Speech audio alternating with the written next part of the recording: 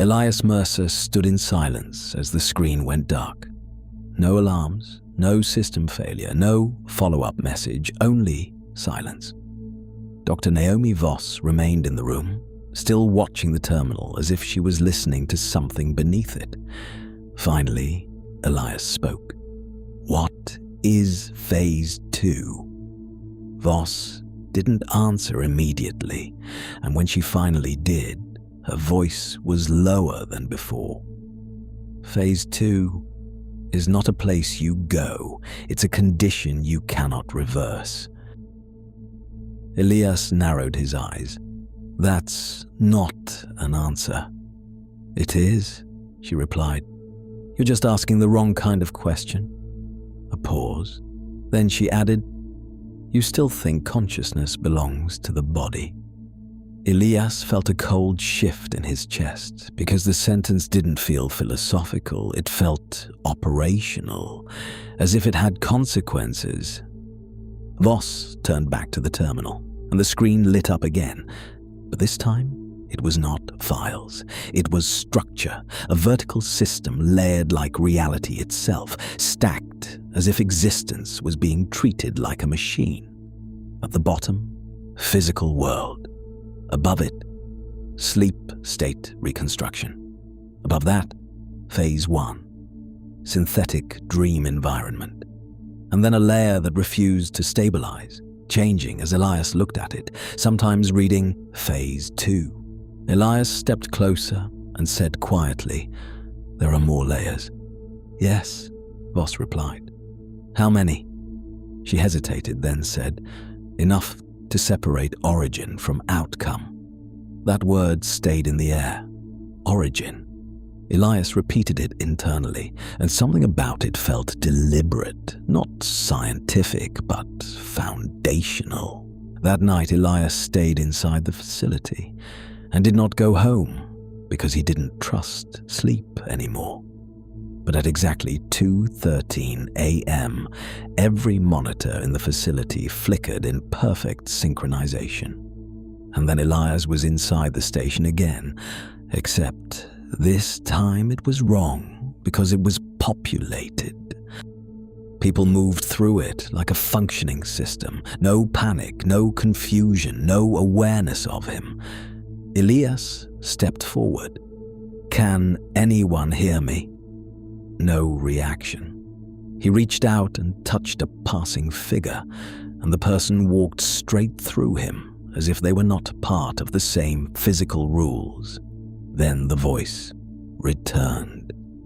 Not above him, not around him, but inside the structure itself. "Observer mismatch detected." The station was no longer reacting to his presence. It was categorizing it. The door was already open. Beyond it was a brighter station, structured, alive, and Elias stepped through. And the moment he did, everything stabilized as if the system had accepted him into a higher permission state. And there she was, Mira, waiting. But she didn't look surprised. She looked expected. Elias said, "You're here." Mira shook her head slightly. "I am not here. I saw you." "You saw a representation," she corrected, and after a pause she added, "The system uses familiar anchors to stabilize transition." Elias felt his stomach tighten. "So, you're not real?" Mira looked at him for a long moment and said, "What you call real is just the layer you haven't exited yet." The environment shifted slightly, not violently, like a correction, and Mira looked past Elias, not at him, but through him. Her voice lowered. "They are accelerating phase synchronization." "Who is they?" Elias asked. Mira hesitated for the first time, and uncertainty entered her expression. "Not people. Not anymore." Then she said, "Project Terminus was not designed to understand reality. It was designed to exit it." Elias felt his breath slow. "Exit To where? Mira finally looked directly at him, and for the first time there was something like fear behind her calm expression. Outside the loop. And then everything fractured, the station collapsing instantly around him, as if it had overheard something it wasn't supposed to process. Elias woke up on the floor of his apartment with no transition, just instant return. But something was wrong because the television was on, showing static, and then text began forming inside it slowly. Phase 3. Preparation initiated. Elias stood up immediately, his voice barely audible.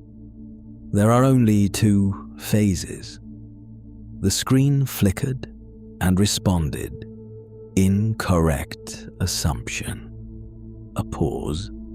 Then, there are 3 active states. Elias stepped closer, and the message updated. Phase 3 equals origin access. His pulse slowed. Origin of what? The screen paused for a long time, long enough to feel intentional. And then, the final line appeared. Origin of the system that generates you. Everything went silent, not just in the room, but in perception itself, as if reality had stopped updating for a moment. And then from somewhere deep beneath the city, a sound returned.